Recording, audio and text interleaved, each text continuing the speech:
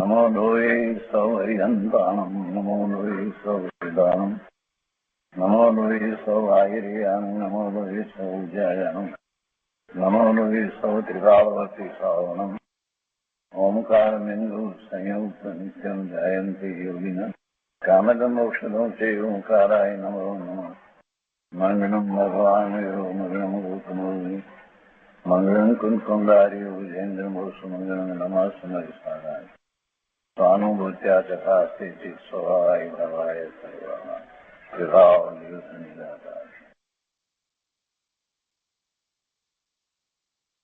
શ્રીમદ નેમિચંદ્ર સિદ્ધાંતિ દેવ રચિત દ્રવ્ય સંગ્રહનો સ્વાધ્યાય આપણે કરી રહ્યા છીએ. એમાં બૃહદ દ્રવ્ય સંગ્રહમાં ગાથા 37નો સ્વાધ્યાય શરૂ કર્યો છે. આ ગાથા આપણે દ્રવ્ય સંગ્રહમાંથી વાંચનમાં લીધી. તે પછીથી બૃહદ દ્રવ્ય સંગ્રહમાંથી પૂજ્ય બ્રહ્મદેવજીની ટીકા પણ આપણે કરી અને હવે આજે તેની ઉપર પૂજ્ય ગુરુદેવ કાંજી સ્વામીએ જે વિસ્તાર કર્યો છે તે આપણે લઈએ છીએ. પહેલા સહેજ પુનરાવર્તન કરીએ જેથી અનુસંધાન પ્રાપ્ત થાય. 37મી ગાથામાં મોક્ષના ભેદ અને લક્ષણ કહેવામાં આવ્યા અને ગાથાના અન્વયાર્થમાં એમ કહ્યું કે આત્માના જે પરિણામ બધા કર્મોનો ક્ષય થવામાં કારણ છે તે જ ભાવ મોક્ષ જાણવો અને આત્માથી દ્રવ્ય કર્મનું જુદા થવું તે દ્રવ્ય મોક્ષ છે એ વાત કહેવામાં આવી. અને એના પછીથી ત્યાં ભાવાર્થ તરીકે બધો વિસ્તાર કરવામાં આવ્યો અને પછી બ્રહ્મદેવજીની ટીકાની અંદર પણ આપણે ઘણી વાતને એમાં સમજ્યા છીએ.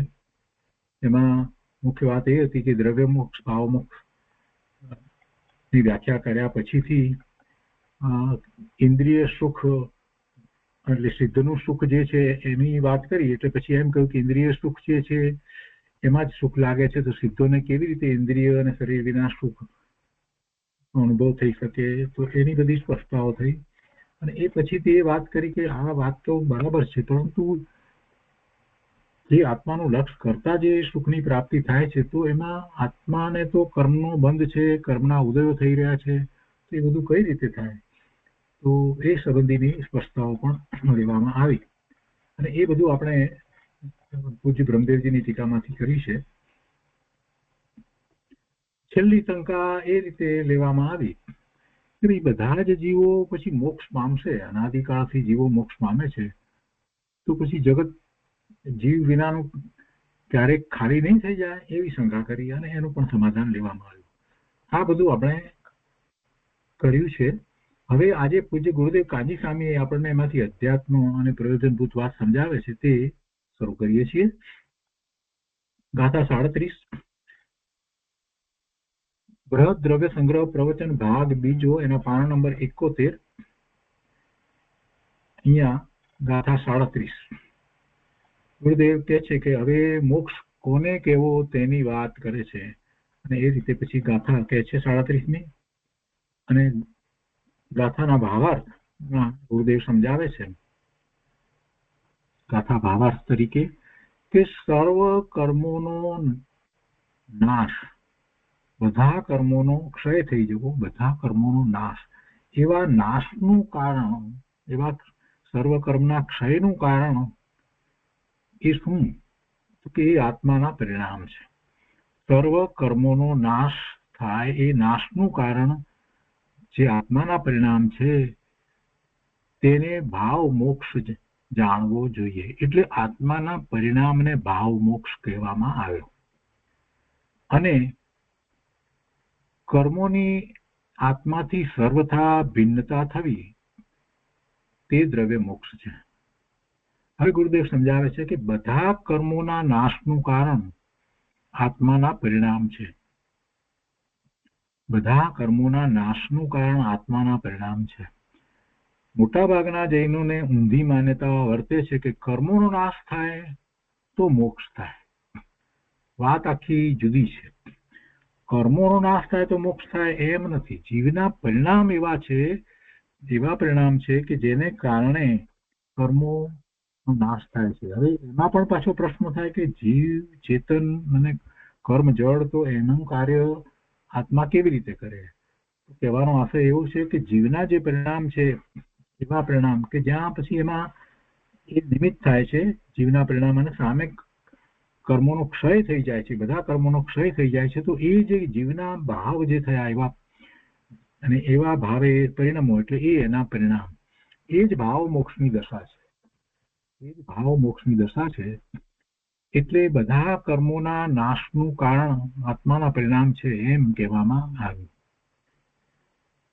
કેમ કે કર્મોનો નાશ ક્ષય થવો એ એના કારણે થઈ રહ્યું છે, પણ ત્યારે સામે શું છે તો કે જીવના એવા પરિણામ છે. હવે જીવના પરિણામની વાત ગુરુદેવ વધારે અહીંયા સ્પષ્ટ કરે છે કે કેવળ જ્ઞાન અને વિતરાગતા પણ પરિણામ છે. એ કોના પરિણામ છે? જીવના પરિણામ છે. એ નિર્મળ પરિણામ છે. સ્વરૂપનું લક્ષ્ય કરતા એવા પરિણામ થાય છે, તો એવા પરિણામ કેવળ જ્ઞાન અને વિતરાગતા પણ પરિણામ છે.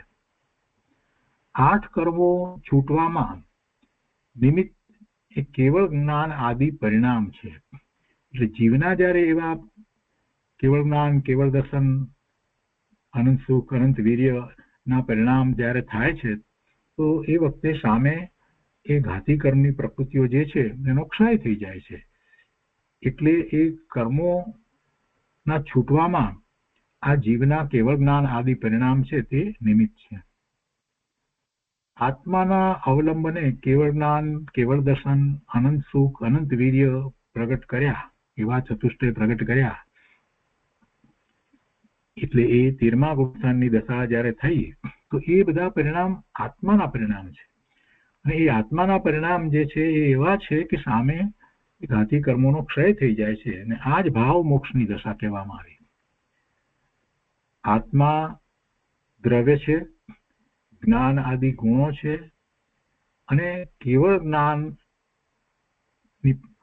પર્યાય, કેવળ જ્ઞાન વગેરે જે છે તે પર્યાય છે. એટલે કેવળ જ્ઞાન, કેવળ દર્શન, અનંત સુખ, અનંત વીર્ય આ બધા પરિણામ જે છે તે પર્યાય છે.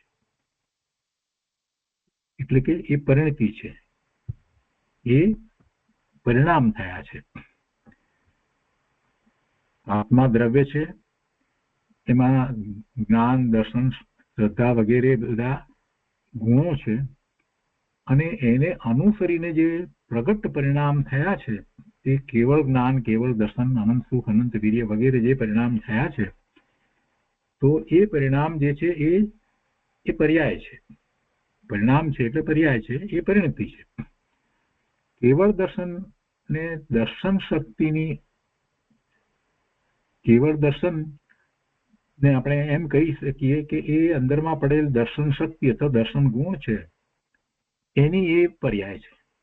કેવળ દર્શન તે દર્શન શક્તિની અવસ્થા છે, પર્યાય છે. કેવળ આનંદ તે આત્માનો જે ત્રિકાળ રહેવા વાળો આનંદ ગુણ છે, એ ગુણની અવસ્થા છે કેવળ આનંદ. અનંત વીર્ય પ્રગટે તો તે વીર્ય ગુણના પરિણામ છે, એની પર્યાય છે. અંદરમાં વીર્ય ગુણ પડ્યો છે એટલે એની પર્યાય. તો આ રીતે આત્માના અનંત ગુણ છે, અને અનંત ગુણનું પ્રગટવું. હવે અહીંયા જરાક સમજવાનું છે કે અનંત ગુણ છે, ને ગુણ હોય એટલે એનું ભવન ચાલે, એ પરિણમી જ રહ્યો છે, પણ એ અંદરમાં જે ભવન ચાલી રહ્યું છે, પરિણામન થઈ રહ્યું છે, એની અહીંયા વાત નથી. અહીંયા તો એને અનુસરીને વર્તમાન પર્યાયની અંદર જે પ્રગટતા થઈ એની વાત છે. વર્તમાન પર્યાયની અંદર આ અનંત જ્ઞાન, અનંત આનંદ, અનંત સુખ, અનંત શાંતિ આ બધું જે પ્રગટ થયું, એ ગુણ જે કહેવામાં આવ્યો, એ અનંત ગુણ પ્રગટ થયા એમ જે કહીએ છીએ, એ બધું પર્યાય રૂપે વર્તમાન પર્યાયમાં એ પ્રગટ થયું છે. અંદરમાં ચાલી રહેલ ગુણનું ભવન જે છે એને આપણે કારણ શુદ્ધ પર્યાય કહીએ છીએ. કેમ કે ત્યાં પરિણમન ચાલી રહ્યું છે તો પર્યાય તો છે, પણ એ કારણ શુદ્ધ પર્યાય કહેવામાં આવે છે, કારણ છે. અને એવા જ પરિણામ જ્યારે પોતાને પ્રગટ થાય છે વર્તમાન પર્યાયની અંદર, તો એને એમ કહેવામાં આવે કે ગુણ પ્રગટ્યા. એટલે ખરેખર ગુણ પ્રગટ્યા એમ નથી, પણ અંદરમાં ચાલી રહેલા ગુણને અનુસરી અને એવા પરિણામ થયા, એવી પર્યાય થઈ. અને એની અહીંયા વાત ચાલે છે. ગુરુદેવ એ સમજાવી રહ્યા છે કે એ પરિણામ જે છે એ ભાવ મોક્ષ, કે જેને કારણે પેલા સામે કર્મ જે છે એ ખરી જાય છે. તે છે કે આવા પરિણામ પ્રગટવા તે ભાવ મોક્ષ છે. જીવ અલ્પજ્ઞતામાં અટકતો હતો તે ભાવ બંધ હતો. જો અલ્પજ્ઞતામાં જીવ અટકતો હતો તો અલ્પજ્ઞતા એ એના વર્તમાન પરિણામ, અલ્પજ્ઞ દશા એ, અને એમાં જે રોકાઈ રહ્યો હતો તો એની વર્તમાન દશા. તો એ વખતે કઈ અંદરમાં રહેલો જ્ઞાન ગુણ જે છે એની ઉપર કોઈ આવરણ થયું કે ઘટી ગયો કે એનો કોઈ ક્ષય થયો, નાશ થયો, એવું કઈ હતું નહીં. એ તો વર્તમાન પર્યાયની અંદર, પ્રગટ પર્યાયની અંદર એને અલ્પજ્ઞતા છે. પણ અંદરમાં તો જ્ઞાન ગુણ તો એવો ને એવો જ રહ્યો છે, અને અંદરમાં તો જ્ઞાન ગુણનું ભવન એવું ને એવું જ ચાલી રહ્યું છે. એટલે અત્યારે વર્તમાનમાં એને અલ્પજ્ઞતા છે. ત્યારે શું છે? તો પોતાના વર્તમાન પરિણામ જે છે એમાં એને જ્ઞાનનો ઉઘાડો ઓછો છે, અને એમાં એ અટકતો હતો. જીવ અલ્પજ્ઞતામાં અટકતો હતો તે એ ભાવ બંધ હતો. એટલે આપણે એને એમ કહીએ કે જ્ઞાનાવરણી કર્મ ને કારણે એને જ્ઞાનનો ઉઘાડ નથી. પણ એ કર્મ ને કારણે નથી, એ તો નિમિત્તનું કથન છે, વ્યવહારનું કથન છે. ખરેખર તો જીવ પોતે જ અલ્પજ્ઞતામાં અટક્યો હતો. જ્ઞાન દર્શનમાં અલ્પજ્ઞપણે રહેતો, એવી જ રીતે વીર્યમાં પણ અલ્પજ્ઞપણે થતો, અને અંશે આનંદ અને અંશે દુઃખમાં અટકતો. તો એ બધો જીવનો ભાવ છે, અને એ જીવનો ભાવ છે એ ભાવ બંધ છે. એમાં જે ઘાતી કર્મો જે છે એ ખરેખર તો નિમિત્ત કારણ છે. આત્માની અને નવા બંધ કરે છે, આવા ભાવ કરે છે તો એને એવા નવા બંધ થાય છે. આત્માની પૂર્ણ નિર્મળ દશા થવી તે ભાવ મોક્ષ છે, અને કર્મોનું સર્વથા પ્રકારે છૂટી જવું એ દ્રવ્ય મોક્ષ છે. પૂર્ણ નિર્મળ દશા થવી તે ભાવ મોક્ષ છે, અને કર્મોનું સર્વથા પ્રકારે છૂટવું તે દ્રવ્ય મોક્ષ છે. મૂળ વાત તો આ ચાલી રહી છે. એટલે જે જીવના પરિણામ કયા તો એ પરિણામને અહીંયા સમજાવવામાં આવ્યા. કયા પરિણામ? કે જેને કારણે કર્મો સર્વથા ખરી જાય, તો એ પરિણામ બતાવ્યા. તો એ પરિણામમાં શું આવ્યું? કેવળ જ્ઞાન, કેવળ દર્શન, અનંત વીર્ય, અનંત સુખ, આ બધા જે છે તે જીવના પરિણામ છે. પરિણામ છે એટલે એ પર્યાય છે. એ થાય છે તો સામે પેલા કર્મ ખરી જાય છે, એમ વાત લેવાની છે. અત્યારે વર્તમાનમાં જે ઊંધું પકડાઈ ગયું છે કે કર્મ માર્ગ આપે અને કર્મ ખસે તો પોતાના પરિણામ સારા થાય, એ માન્યતા ભૂલ ભરેલી છે, એ મિથ્યાત્વ છે. ન તો જીવ એવા જળના પરિણામ કરે છે કે ન તો જળ એ જીવના પરિણામ કરે છે. બેમાંથી કોઈ દ્રવ્ય કોઈના પરિણામ કરતું નથી. બે દ્રવ્ય વચ્ચે, જીવ દ્રવ્ય અને જળ વચ્ચે તો નિમિત્ત નૈમિતિક સંબંધ છે, કર્તા કર્મનો સંબંધ હોતો નથી. હવે વ્યાખ્યાને વધારે સમજાવતા ગુરુદેવ કહે છે કે ભગવાનને અનંતા ગુણો પ્રગટ્યા છે. અહીં ગુણ એટલે અવસ્થા સમજવી. પ્રગટ્યા છે એટલે વર્તમાન પ્રગટ પર્યાયની અંદર ગુણ પ્રગટ્યા છે એટલે એવી અવસ્થા થઈ છે, એવી દશા થઈ છે, એવી પર્યાય થઈ છે. ભગવાનને અનંત ગુણ પ્રગટ્યા છે. અંદરમાં તો અનંત ગુણ હતા જ, અને અંદરમાં તો એ અનંત ગુણનું નિર્મળ શુદ્ધ પરિણમન ચાલતું જ હતું. પણ જ્યારે વર્તમાન પર્યાયની અંદર એ અનંત ગુણ પ્રગટ્યા છે તો હવે એ ભગવાન થયા છે, તો એ ગુણ એટલે એવી અવસ્થા થઈ છે. કે છે કે અહીં ગુણ એટલે અવસ્થા સમજવી. અને એવી અવસ્થા થાય કેવી રીતે? કર્મ ખસી જાય માટે થાય? ના, એમ નથી. તો કર્મને ખસેડી દઈએ આપણે કોઈ રીતે તો? પણ ભાઈ તું કર્મને ખસેડે કેવી રીતે? કર્મ જે છે જડ છે ને તું ચેતન, તું જડને સ્પર્શતો નથી તો ખસેડવાનો ક્યાંથી? તો પછી કેવી રીતે થાય? તો કે છે કે વસ્તુ ત્રિકાળ શુદ્ધ છે, તો એ શુદ્ધ છે એવો સ્વીકાર કરી, એનું લક્ષ કરી અને એમાં એકાગ્રતા કરવામાં આવે તો અંદરમાં જે ગુણો છે એનું ભવન શુદ્ધ ચાલી રહ્યું છે એ પર્યાયમાં પ્રગટ થાય. એટલે એ વાત ગુરુદેવ કહે છે કે કેવી રીતે થાય પ્રગટની વાત કરતા કહે છે કે આત્માના અવલંબને અનંત ચતુષ્ટય પ્રગટ્યા તે પ્રગટ્યા. એટલે આ અનંત ચતુષ્ટયની વાતમાં ચતુષ્ટય પહેલું લીધું ને, અનંત જ્ઞાન, અનંત દર્શન, અનંત વીર્ય, અનંત સુખ, એ ચાર. એ રીતે ચતુષ્ટય. તો કેવા અનંત ચતુષ્ટય જે પ્રગટ્યા તે પ્રગટ્યા. એ પર્યાય રૂપ છે. હવે એ નાશ થવાના નથી, તે સ્વાભાવિક છે, એટલે સ્વભાવને અનુસરીને થયા છે. હવે એનો નાશ થવાનો નથી. હવે એક પછી એક એવા ને એવા જ પરિણામ થયા જ કરશે, થયા જ કરશે, થયા જ કરશે. ગુરુદેવ કહે છે કે ભાઈ આ વાત કઈ કલ્પનામાં આવે એવી નથી, કલ્પનામાં આવે એવી ચીજ તે નથી, વિસ્મયકારી છે તથા ઉપમા રહિત છે. આ જે ગુણો પ્રજ્ઞા છે એને કોઈની ઉપમા આપી શકાય નહીં, અનુપમ વસ્તુ છે, એવી દશા અનુપમ છે. એવા કેવળ જ્ઞાન આદિ પરિણામને મોક્ષ કહે છે, એ ભાવ મોક્ષ કહે છે. તે આત્માની પર્યાયમાં થાય છે.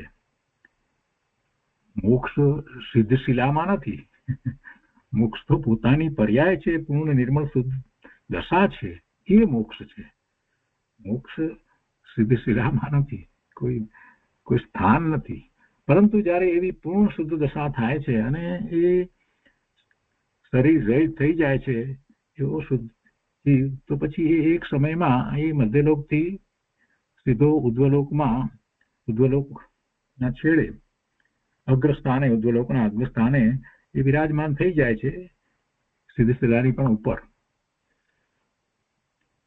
અહીંયા કહે છે કે સંસારની દશાથી, જે સંસારની દશા છે એનાથી મોક્ષની દશા જે છે એ તદ્દન ભિન્ન છે, જુદી છે.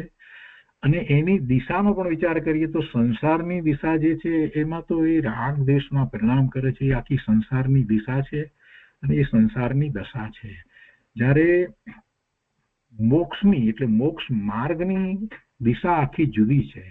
સંસારની દિશામાં તો એનું લક્ષ્ય 12મા પર તરફ છે, અને જ્યારે મોક્ષ માર્ગની દિશા જે છે તો એમાં તો એનું લક્ષ્ય સ્વ તરફ છે. એમ કરતા એની જે દશા થાય, અવસ્થા થાય, એ તદ્દન જુદી હોય છે. હવે એ બધી વાત ગુરુદેવ આપણને સમજાવે છે કે સંસારની દિશાથી અને સાધક દશાથી મોક્ષ દશા જુદી જાતની છે.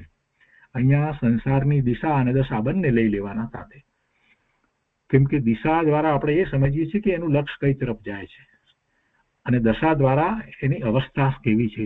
એટલે એનાથી સાધક દશા એ જુદી છે, મોક્ષ દશા જુદી જાતની છે. સાધક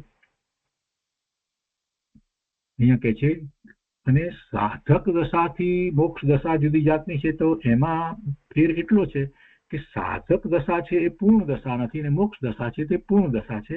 દશા અપેક્ષાએ તો બંને પર્યાય જ છે. સાધ્ય અને સાધક ભાવ, તો સાધ્ય છે એ પણ દશા છે, પર્યાય છે, અને સાધક છે એ પણ દશા છે, પર્યાય છે. એટલે સાધક દશાથી મોક્ષ દશા આ રીતે જુદી છે. તેથી તેને અહીં અવસ્થાંતર કહેલ છે. સંસાર દશાથી તો સાધક દશા જુદી છે જ, પણ એ સાધક દશામાં આગળ વધતા જે એનું સાધ્ય છે એવી એ મોક્ષ દશા ને એ પ્રગટ કરે છે. એટલે આમાં છેવટે થયું શું, તો કે અવસ્થા બદલાઈ, એટલે અવસ્થાંતર કહેલ છે.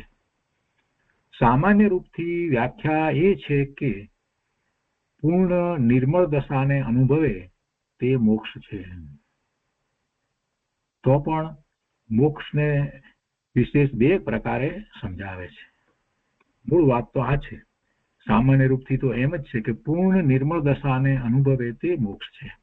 છતાં એને બે પ્રકારે સમજાવે છે. તો એમાં ભાવ મોક્ષ અને દ્રવ્ય મોક્ષની વાત કરવી છે. પહેલી વાત, ભાવ મોક્ષ. ભાવ મોક્ષ કોને જાણવો, કોને ભાવ મોક્ષ કહેવો? આત્મા જ્ઞાન આનંદ છું એવી શ્રદ્ધા કરવી. હું આત્મા, જ્ઞાન આનંદ કરતા બધા જ અનંત ગુણ જે છે એ મય હું છું એમ. એટલું જ્ઞાન અને આનંદ એટલી વાત નથી, એમાં સમજી લેવાનું કે અનંત ગુણમય હું છું. એમાં જ્ઞાન, દર્શન, શ્રદ્ધા, સુખ, નિર્મળતા, સત્તા, ભગતા, પ્રભુતા બધા ગુણ આવી જાય. એવો અનંત ગુણમય હું છું. આત્મા જ્ઞાન આનંદ છું એવી શ્રદ્ધા કરવી, અને એવી શ્રદ્ધા અનુભવપૂર્વક કરવી, તેનું નામ સંકિત, એ સમ્યક દર્શન. અને તેનું સ્વસંવેદન જ્ઞાન, તે જ્ઞાન એટલે સમ્યક જ્ઞાન, અને તેમાં જ રમણતા કરવી, તે ચારિત્ર, તે સમ્યક ચારિત્ર.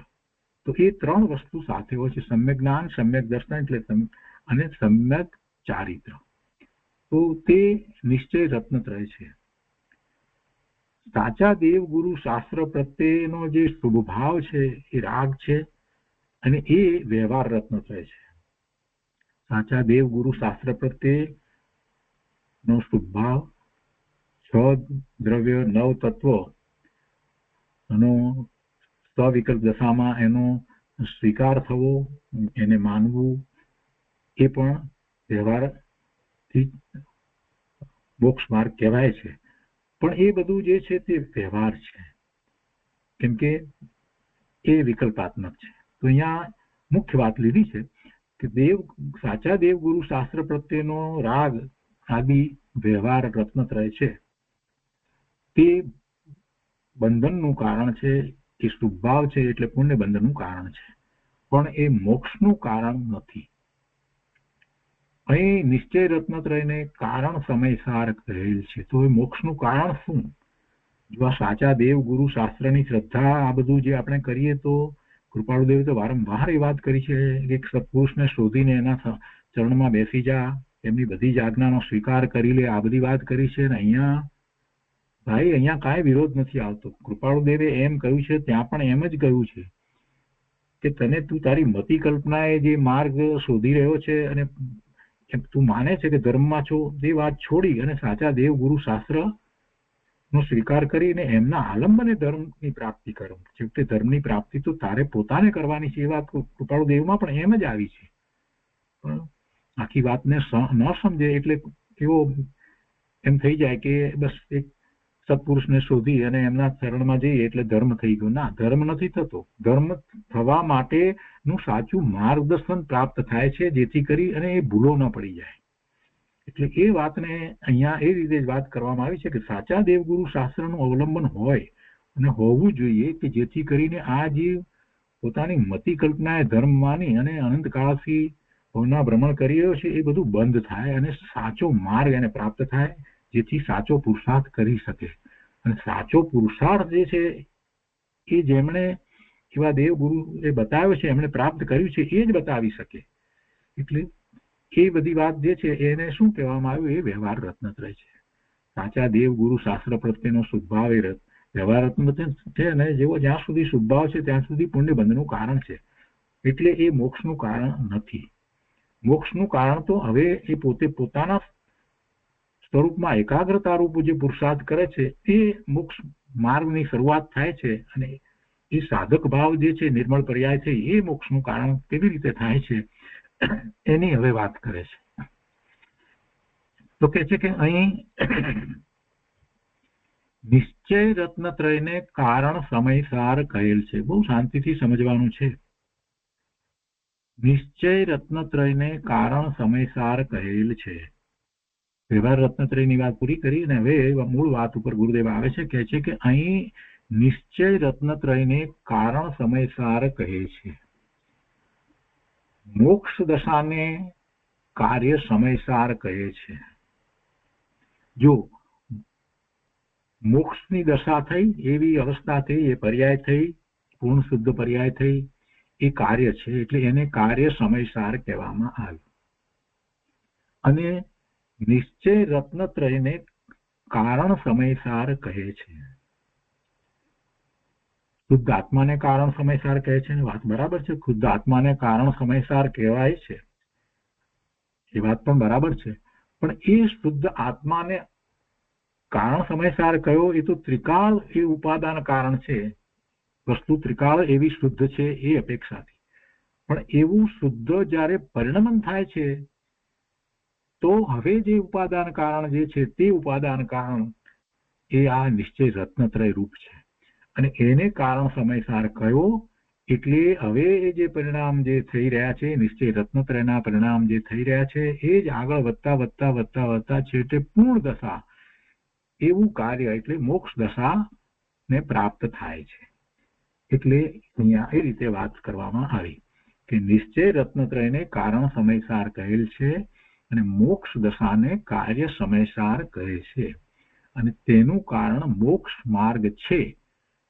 એટલે મોક્ષ માર્ગમાં શું છે? નિશ્ચય રત્નત્રય રૂપ પરિણામ થઈ રહ્યા છે અને ચોથા ગુણ સ્થાને પણ એ નિશ્ચય રત્નત્રયના પરિણામ થાય છે, ક્યારેક ક્યારેક થાય છે, વારંવાર નથી થતા, ઘણા આંતરે થાય છે. પાંચમા ગુણ સ્થાનની દશામાં છે એટલે એને વધારે એવા પરિણામ થાય છે, એની રેપ પણ વધારે છે ને ઘણા ઝડપથી થાય છે. અને સાતમા છઠ્ઠે છે ત્યારે તો મુનિરાજને તો એવા પરિણામ અંતર્મુહૂર્તમાં થાય જ છે. એટલે એ પરિણામ તો એ જ થાય છે, નિશ્ચય રત્નત્રયના જ પરિણામ થાય છે. અને આ નિશ્ચય રત્નત્રયના પરિણામ થવાનું શરૂ થયું એ જ મોક્ષ માર્ગ છે. અને એ નિશ્ચય રત્નત્રયના પરિણામ એટલા બધા થાય છે, એટલી ડેપ્થમાં થાય છે, અને પછી એ પરિણામમાં જીવ ત્યાંથી પાછો ફરતો જ નથી, એ પરિણામમય થઈ જાય છે. તો ત્યારે એ દશાને મોક્ષ દશા, ભાવ મોક્ષની દશા કહેવાય છે. આ કેવી રીતે થાય છે? એવા પરિણામ કેવી રીતે થાય છે? તો કે સ્વસન્મુખ થઈને એવા પરિણામ થાય છે. તો ગુરુદેવ અહીંયા એ સમજાવે છે. આખી વાતને ફરીથી વાંચનમાં લઈએ.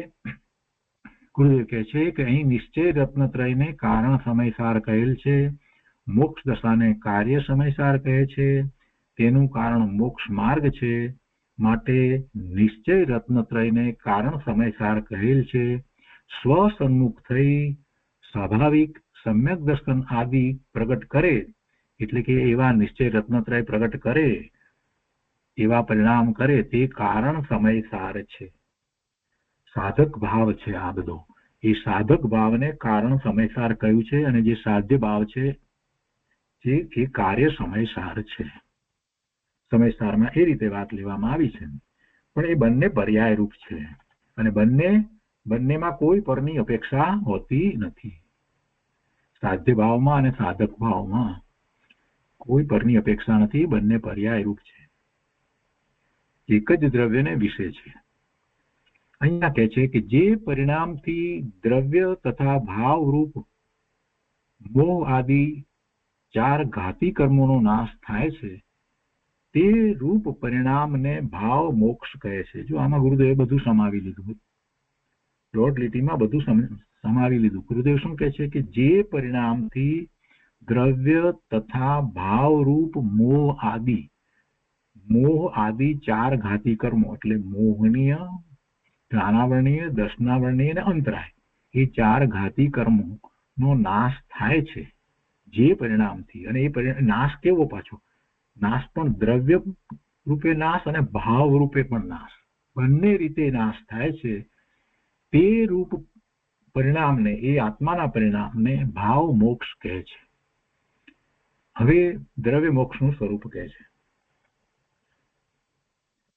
14મા ગુણસ્થાનના છેલ્લા સમયે નિશ્ચય રત્નત્રયની પૂર્ણ દશા થતા દ્રવ્ય મોક્ષ થાય છે.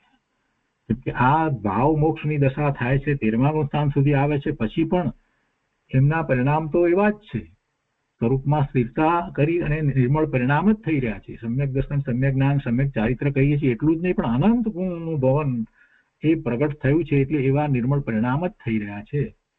આવી જ દશા તો પોતાની છે, પણ હજી નિમિત્ત તરીકે ઘાતી કર્મની પ્રકૃતિઓ પડી છે, એના ઉદય પણ વર્તે છે. તો જ્યારે 14મા ગુણસ્થાને આવે છે, તો એ 14મા ગુણસ્થાને એ ઘાતી કર્મની પ્રકૃતિઓ જે છે, એ જળ પ્રકૃતિઓ જે છે, એનો પણ ક્ષય થઈ જાય છે. અને એ ક્ષય થવામાં પણ કારણ શું છે? તો એ ક્ષય થવામાં પણ કારણ તો જીવના એવા નિર્મળ શુદ્ધ પરિણામ જ છે. એ અરિયંત પરમાત્મા 13મા ગુણસ્થાને જે છે, એમના એવા ઉત્કૃષ્ટ પરિણામ જ છે કે જે વખતે પછી ઘાતી કર્મની પ્રકૃતિઓનો પણ ત્યાં ક્ષય થઈ જાય છે. અને એ દશા જે છે 14મા ગુણસ્થાનની દશા છે. અને એમાં છેલ્લા સમયે, 14મા ગુણસ્થાનના છેલ્લા સમયે નિશ્ચય રત્નત્રયની પૂર્ણ દશા થતા દ્રવ્ય મોક્ષ થાય છે, એટલે બધા જ કર્મોનો ક્ષય થઈ જાય છે. ત્યારે દેહ તથા બધા કર્મો છૂટી જાય છે. કર્મ, નો કર્મ, તેજસ શરીર, કર્મણ શરીર બધું છૂટી જાય છે. અને એ જીવ, એ બધા વિનાનો એ જીવ એ સિદ્ધની દશા ને પ્રાપ્ત કરે છે. એટલે હવે એ જીવની દશા સિદ્ધ દશા થઈ. એક માત્ર આકાર રહ્યો અસંખ્ય પ્રદેશી, અને એ આકાર પણ છેલ્લું જે શરીર હતું એવો આકાર, છેલ્લી દશામાં એવો જ આકાર, અને એ એક સમયમાં પછી ત્યાંથી ઉર્ધ્વગમન કરી અને સિદ્ધ સદાના ઉપર એટલે કે લોકાકાશના અગ્રસ્થાને સ્થિર થાય છે. કેવો છે દ્રવ્ય મોક્ષ? પરમાત્મા ટંકોત્કીર્ણ એકલો જ્ઞાન સ્વરૂપી છે. આ તો આપણે જાણીએ છીએ. આત્મા તો એકલો જ્ઞાન સ્વરૂપી છે, એટલે કે જ્ઞાનમાં અનંત ગુણનું ભવન એને સમજાય છે, ખ્યાલ આવે છે, એટલે જ્ઞાનની મુખ્યતાથી વાત કરી છે. એટલે અનંત ગુણનો પિંડ એ તો ભગવાન આત્મા તો એવો ને એવો જ છે, ત્રણેય કાળે એવો જ છે. એટલે એ તો મૂળ એનું સત્વ, એનું દ્રવ્ય, એની વાત કરી. પરમાત્મા ટંકોત્કીર્ણ એકલો જ્ઞાન સ્વરૂપી છે, શુદ્ધ બુદ્ધ છે, વિતરાગી સ્વભાવ વાળા છે ભગવાન આત્મા, એટલે વિતરાગી સ્વભાવ વાળો છે ભગવાન આત્મા. તેવા પરમાત્માને બાકીના આયુ આદિ 4 કર્મથી છૂટવું થાય છે, તે દ્રવ્ય મોક્ષ છે. એટલે આ તો ભગવાન આત્મા તો એવો જ છે. ભાવ મોક્ષની દશા કરી ત્યારે પણ એવો છે, પહેલા પણ એવો હતો, અને હવે જયારે ભાવ મોક્ષની દશા કરી છે તો 4 ઘાતી કર્મો નો તો ક્ષય થયો છે, અને હવે 14મા ગુણસ્થાને છેલ્લા સમયે પછી અઘાતી કર્મોનો પણ ક્ષય થઈ જાય છે. ત્યારે પછી એ દ્રવ્ય મોક્ષની દશા થઈ ત્યારે એ પૂર્ણપણે પોતે એવો પોતાને પ્રગટ થાય છે. એટલે આયુષ, નામ, ગોત્ર અને વેદની એ 4 અઘાતી કર્મોથી પણ છૂટવું થાય છે, એ દ્રવ્ય મોક્ષની દશા છે. હવે મુક્ત દશા, એવી દશા થઈ છે તો મુક્ત દશામાં આનંદ કેવો છે તેની વાત કરે છે. જે આનંદ શક્તિરૂપ છે, જો એનો અર્થ એવો ન સમજવો કે અઘાતી કર્મ હતા ત્યારે એ આનંદ ન હતો, એવો અર્થ ન સમજો. ભાવ મોક્ષની દશામાં પણ હરિ પરમાત્મા, તીર્થંકર ભગવાન કેવળી પરમાત્મા પોતે પોતાના સ્વરૂપમાંથી આવતા અવ્યાભાસ સુખ, શાંતિ, આનંદને તો અનુભવી રહ્યા જ છે. પણ અહીંયા સિદ્ધની વાત કરી અને વધારે વિશેષપણે સમજાવવામાં આવી છે. એટલે કે છે કે હવે મુક્ત દશામાં આનંદ કેવો છે, સિદ્ધને કેવો આનંદ છે તેની વાત કરે છે. જે આનંદ શક્તિ રૂપે છે તે આનંદ સિદ્ધમાં વ્યક્ત થાય છે. શક્તિ રૂપે તો અનાદિનો પડ્યો જ છે.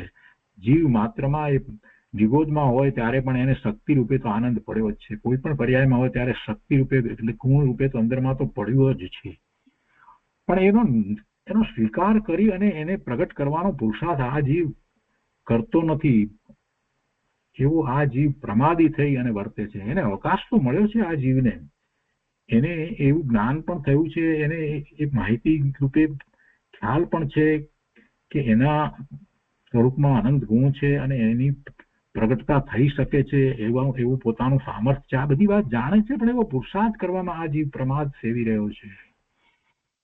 એટલે શક્તિ રૂપે અંદર નથી એવી તો કોઈ વાત છે જ નહીં. જીવ માત્ર ને અંદરમાં શક્તિ રૂપે તો અનંત આનંદ, અનંત સુખ, શાંતિ બધું ભર્યું પડ્યું છે. એ આનંદની વાત કરે છે કે એ આનંદ સિદ્ધમાં વ્યક્ત થાય છે. વિપૂર્ણ આનંદ સિદ્ધમાં વ્યક્ત થાય છે. અને તે મુક્ત દશાનું સુખ સહનનથી કે મનુષ્ય શરીરથી ઉત્પન્ન થતું નથી. એ હાડકાના બંધારણથી કે કઈ મનુષ્યનું શરીર કે એનાથી ઉત્પન્ન થતું નથી. એમ કહીએ છીએ ને કે કેવળ જ્ઞાન હોય ત્યારે એનું સહનન વગેરે પણ એવું જ હોય. વજ્ર શુભ નારાજ, કરું શુભ નારાજ, એવું પ્રમાણે કદું શુભ નારાજ કેવું સહનન હોય ને આ બધી વાત આપણે જે કરીએ છીએ એ એવી મનુષ્યની પર્યાય હોય ને પુરુષની પર્યાય હોય, આ બધું વાત કરીએ. પણ એનાથી એ કઈ થાય છે એમ નથી. એ હોય છે સાથે એવું નિમિત્ત નૈમિતિક સંબંધ છે કે શરીર વગેરે બધું એ રીતે જ હોય છે. મુક્ત દશાનું સુખ કઈ એ સહનન કે મનુષ્ય શરીરથી ઉત્પન્ન થતું નથી. પોતાના ઉપાદાન કારણથી તે સિદ્ધ છે. ભલે નિમિત્ત કારણ હોય, મજબૂત સહનન આદિ હોય, મનુષ્યની જે પર્યાય હોય, દેવની પર્યાયમાં કઈ સિદ્ધ દશા થતી નથી, આ બધું હોય, પણ એ પોતાના ઉપાદાન કારણ એ સિદ્ધ દશાની પ્રાપ્તિ થાય છે. મોક્ષ પામનારને શરીર, વજ્રકાય, મનુષ્ય દેહ, પંચેન્દ્રિયપણું, સંગીપણું વગેરે નિમિત્ત રૂપે હોય છે, પણ તેનાથી એ પૂર્ણ સુખની દશા પ્રાપ્ત થાય છે એમ નથી. એટલે કે મોક્ષની દશા, એ સિદ્ધની દશા પ્રાપ્ત થાય છે એમ નથી. તેનાથી એ સુખ થતું નથી, પણ પોતાના આત્માના આશ્રય સુખ ઉત્પન્ન થયું છે. આત્માના શ્રદ્ધા, જ્ઞાન અને આચરણ એ જ સુખનું ખરું કારણ છે. નિમિત્ત કારણથી સુખ નથી. ધર્મી જીવે પ્રથમથી નક્કી કરેલ છે કે અનંતા સિદ્ધો થયા. આપણે એ વાતને નક્કી કરીએ છીએ, રોજ વારંવાર યાદ કરીને નક્કી કરીએ છીએ. જ્યારે ધ્યાનનો પ્રયોગ કરીએ છીએ ત્યારે અનંત સિદ્ધોને નમસ્કાર કરીએ છીએ, એટલા માટે જ કરીએ છીએ કે અનંત સિદ્ધ થયા છે. તેનો અર્થ જ કે એ સિદ્ધત્વ બહારથી નથી આવતું, અંદરમાં સિદ્ધત્વ પડ્યું છે, એ જ પ્રગટ થયું છે, એવો આપણે નિર્ણય કરીએ છીએ. એટલે જે એવો નિર્ણય કરી અને પોતાના સિદ્ધ સમાન શુદ્ધ સ્વરૂપ નો નિર્ણય કરી અને એનો સ્વીકાર કરી અને એને પ્રગટ કરવાનો પુરુષાર્થ કરે છે, એ મોક્ષ માર્ગમાં પદાર્પણ કરી શકે છે, એ મોક્ષ માર્ગમાં જાય છે. તો એવો નિર્ણય પહેલા કર્યો. ધર્મીજીએ પ્રથમથી નક્કી કરેલ છે કે અનંતા સિદ્ધો થયા તે પોતાના ઉપાદાન કારણે સુખી થયા છે. ઉપાદાન કારણ પોતાનું છે અને પુરુષાર્થ એવો થયો છે. વજ્ર ઋષભ નારાજ સહનંદ તો તાંદુલ મચ્છને હોય છે, એટલે હોય બીજા જીવોને પણ એ રીતે હોય, એવું શરીરનું બંધારણ મજબૂત વગેરે હોય, છતાં તેને કેવળ જ્ઞાન થતું નથી. સૂતરનો દોરો દોરાના બંડલમાંથી નીકળે છે પણ હાથમાંથી નીકળતો નથી. આ ઉદાહરણ આપીને વાત સમજાવી. આપણને એમ લાગે કે હાથમાંથી બધો આમ દોરો આપણે લઈ ખેંચીએ જાય છે, કે ભાઈ હાથમાંથી નહીં, એ અંદર પેલું બંડલ છે એમાંથી નીકળે છે. બહાર હાથ છે એટલે એવું દેખાય કે હાથમાંથી આમ દોરો નીકળે છે. સૂતરનો દોરો દોરાના બંડલમાંથી નીકળે છે પણ હાથમાંથી નીકળતો નથી. તેમ આત્માથી જ્ઞાન અને સુખ આદિ પ્રગટે છે, પણ શરીર, મન, વાણી એ બધા જડ છે, એમાંથી એ પ્રગટ થતા નથી.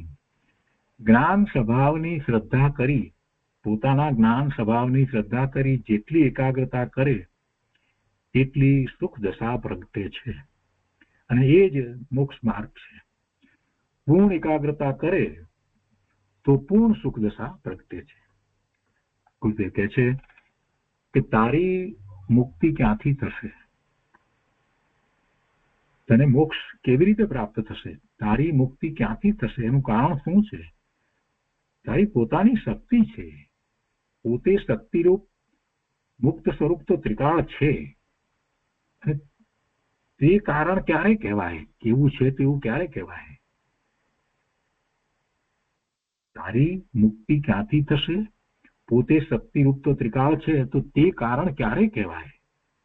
કે તે ઉપાદાન કારણ છે એવી પ્રતીતિ કરી અંતર સ્થિરતા કરે તો કારણ કહેવાય.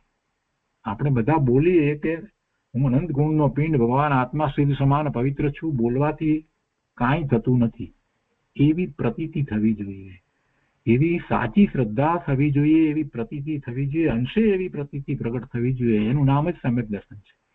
અને પછી એમ જ એ વધારે ને વધારે એવી સ્થિરતા કરે તો એ ઉપાદાન કારણ છે, અને એનાથી પોતે મોક્ષ માર્ગમાં છે મૂળ દશા, પોતાની શુદ્ધ દશા ને પ્રગટ કરી શકે, પૂર્ણ શુદ્ધ દશાને પ્રગટ કરે. એટલે તેમાંથી અનંત આનંદ આવે છે. બાકી નિમિત્તો તો ગમે તેટલા હોય, લાખ નિમિત્ત હોય, સાક્ષાત ભગવાન સામે બિરાજતા હોય એવું નિમિત્ત હોય, તો તે પણ શું કરે? પોતે પુરુષાર્થ ન કરે તો ભગવાન આપણા પરિણામ કેવી રીતે બદલે? સમ્યક જ્ઞાન દીપિકામાં કહ્યું છે કે જીવ અનંત વાર સમવ શરણમાં ગયો, મણિ દીપકથી આરતી પૂજા કરી છે, પણ પોતાના ભગવાનની પૂજા કરી નથી. પોતાના ભગવાનની એટલે પોતે ભગવાન આત્મા શુદ્ધ ત્રિકાળ વસ્તુ છે એની પૂજા નથી કરી, એટલે એનું લક્ષ્ય કરી નથી. પોતાના શુદ્ધ સ્વરૂપનું એને મહાત્મ જ આવ્યું નથી. અત્યારે વર્તમાનમાં તો એવું છે કે પોતાની જાતને જૈન કેવડાવે છે. એમાં કેટલા બધા એવા છે કે જેમને આપણે એમ કહીએ કે ભાઈ તું ભગવાન આત્મા છો, તો એ હસી કાઢે કે અરે આપણે કઈ આત્મા તો ભગવાન થોડા કહેવાય, એમ કહેશે. તમને સામો જવાબ એમ જ આપશે. એ સ્વીકારવા તૈયાર નથી. પોતાના શુદ્ધ સ્વરૂપનો સ્વીકાર કરવા તૈયાર નથી, તો પછી શુદ્ધ સ્વરૂપનું મહાત્મા ક્યાંથી આવે? પોતાના શુદ્ધ સ્વરૂપનું મહાત્મા આવે તો જ એની પ્રગટતા, એની પ્રાપ્તિનો પુરુષાર્થ થાય.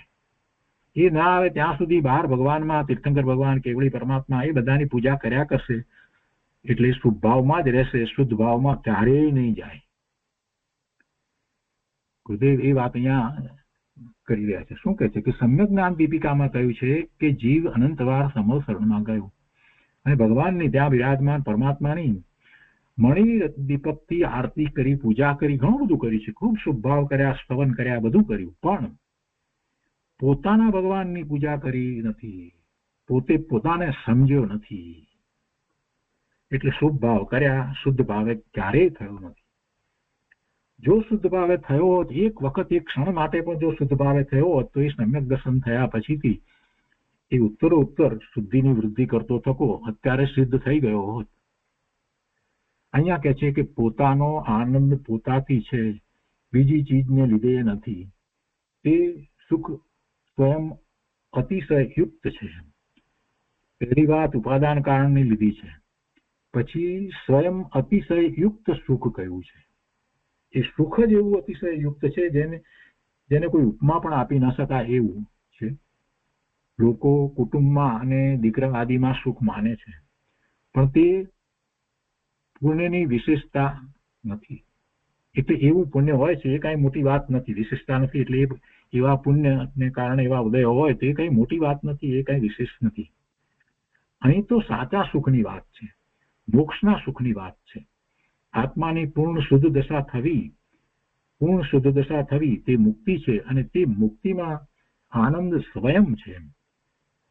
અજ્ઞાનીએ પરમા આનંદ માન્યો છે. અનુકૂળતામાં રાગ કરવો અને પ્રતિકૂળતામાં દ્વેષ કરવો એને સહજ છે. અને જ્યારે એવી અનુકૂળતા હોય તેમાં રાગ કર્યો એટલે એમાં એને આનંદ લાગે છે. પણ ખરેખર તો એ બંને દુઃખદાયક છે. અનુકૂળતા અને પ્રતિકૂળતા એ બધું ખરેખર તો દુઃખદાયક છે. કોઈ પર ચીજ અનુકૂળ કે પ્રતિકૂળ નથી. એ તો આપણે એવો વિકલ્પ કરીએ છીએ કે આ મને અનુકૂળ ને આ મને પ્રતિકૂળ. એકની એક વસ્તુ એક વ્યક્તિને અનુકૂળ હોય અને બીજી વ્યક્તિને પ્રતિકૂળ હોય. એટલે કોઈ પણ પર ચીજ છે તે અનુકૂળ પણ નથી અને પ્રતિકૂળ પણ નથી. હું પોતે સુખ સ્વરૂપ છું એવા ભાનથી ઉપજેલું પૂર્ણ સુખ સ્વયં અતિશય યુક્ત છે. એ સુખ જ સ્વયં અતિશય યુક્ત છે. વળી તે સુખમાં વિઘ્ન નથી. આ સુખમાં આત્મામાંથી પ્રાપ્ત થતા સુખની અંદર કોઈ વિઘ્ન નથી, અડચણ નથી, કોઈ મુશ્કેલી નથી, અને એને કોઈ પરની અપેક્ષા નથી. અહીં તો લૌકિક કહેવાતા સુખમાં ઘણા વિઘ્ન આવે છે. લૌકિક કહેવાતા સુખ એ ખરેખર સુખ હોતાય નથી, છતાં પણ એવા કહેવાતા સુખ હોય, પાછા એવા કહેવાતા સુખમાં પાછા વિઘ્ન આવે. ગુરુદેવ સમજાવે છે, દાખલા આપીને સમજાવે છે કે દીકરા દીકરી મરી જાય, વેપારમાં મંદી થાય, નોકરીમાં ફેરફાર થાય, વગેરે ઘણા વિઘ્ન લૌકિક સુખમાં હોય છે. એક તરફ ખૂબ મોટો વેપાર કર્યો હોય અને ખૂબ મોટો નફો થયો એટલે સુખ હોય, અને બીજી તરફ એ જ વખતે સમાચાર એવા આવે કે દીકરાનું અવસાન થયું બીજે ક્યાંક હતો ત્યાંથી, તો પેલું સુખ હતું એ ક્યાં રહ્યું? એટલે એવા વિઘ્નો આવે. પણ આત્માનું સુખ પ્રગટ્યું તે નાશ થવાનું નથી, અને તે બધાથી જુદું છે. આત્માનું સુખ જે પ્રગટ્યું તે નાશ થવાનું નથી, એ બધાથી જુદા પ્રકારનું છે. આ બીજા બધા જે સુખ છે, બાહ્ય સુખ જે કહેવાયા છે, એ સુખથી એ બધાથી એ શૂન્ય છે.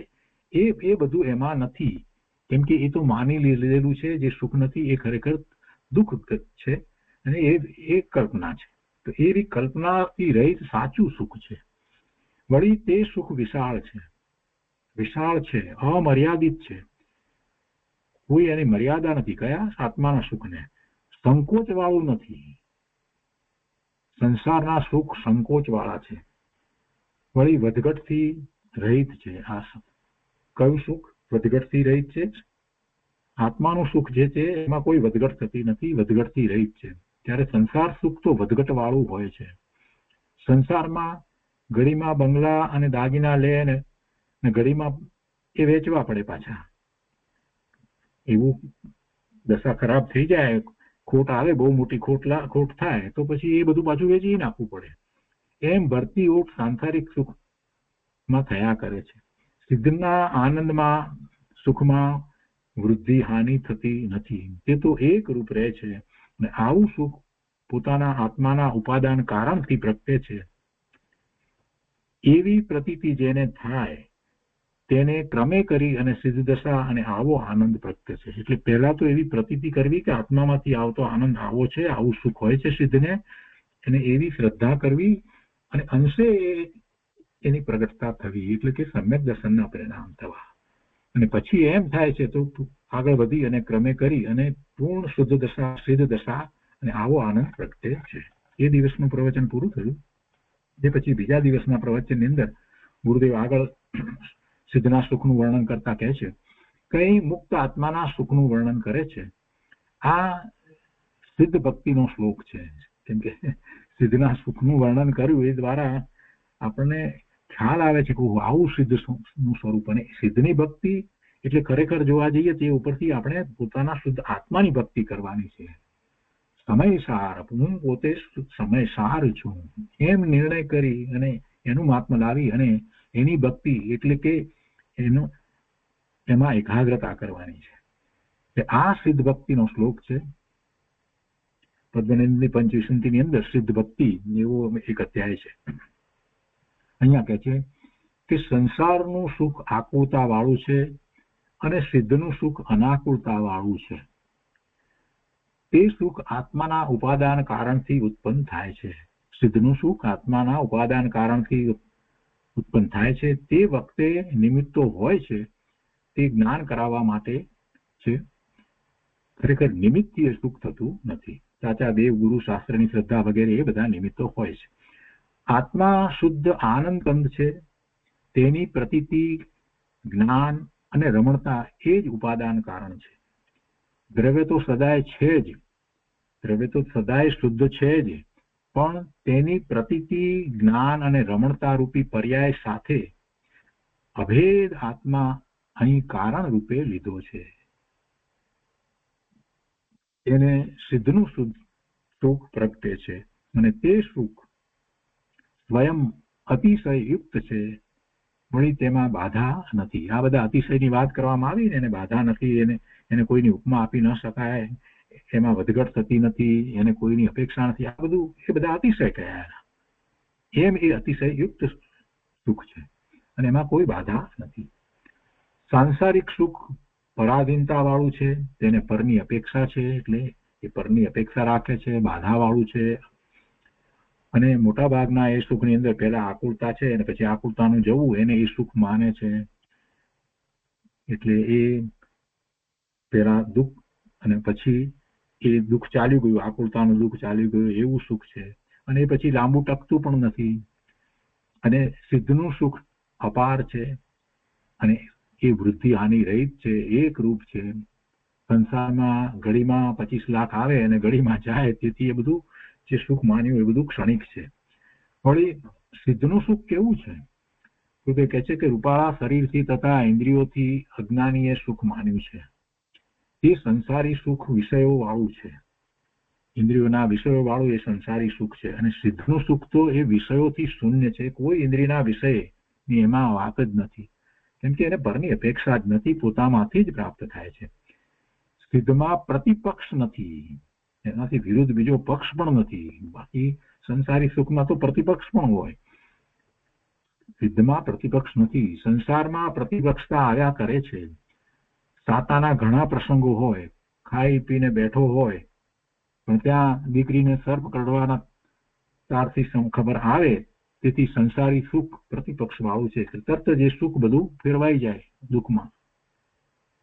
એવું સિદ્ધના સુખમાં હોતું નથી. સિદ્ધમાં પ્રતિપક્ષ નથી. સિદ્ધમાં અનેરા દ્રવ્યની અપેક્ષા નથી, બીજા કોઈ દ્રવ્યની અપેક્ષા નથી.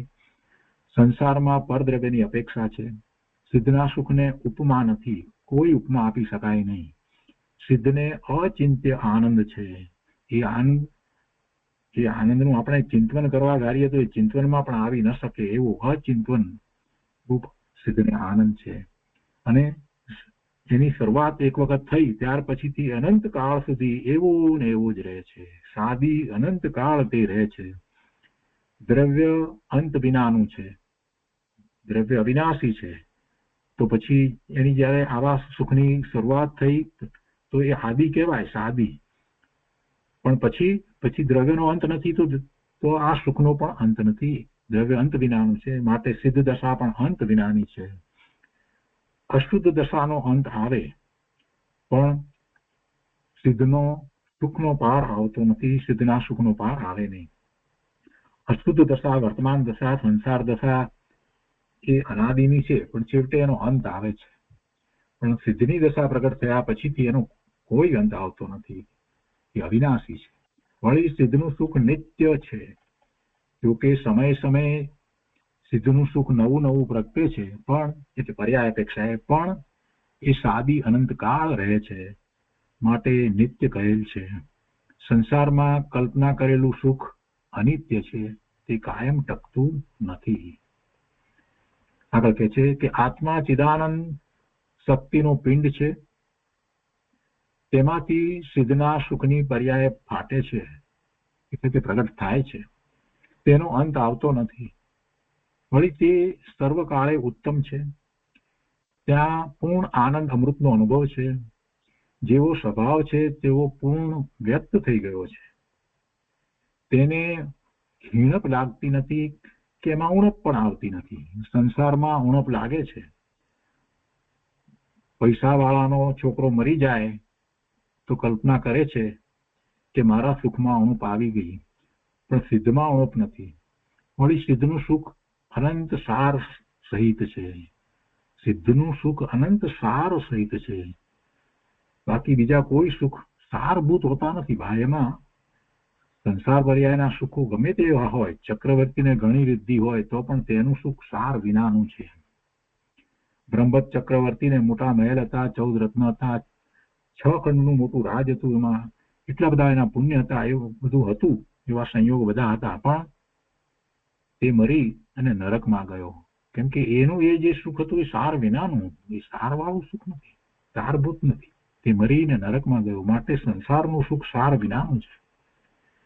સિદ્ધ દશા એવી ને એવી શોભિત રહે છે, તેવું પરમ સુખ સિદ્ધોને છે.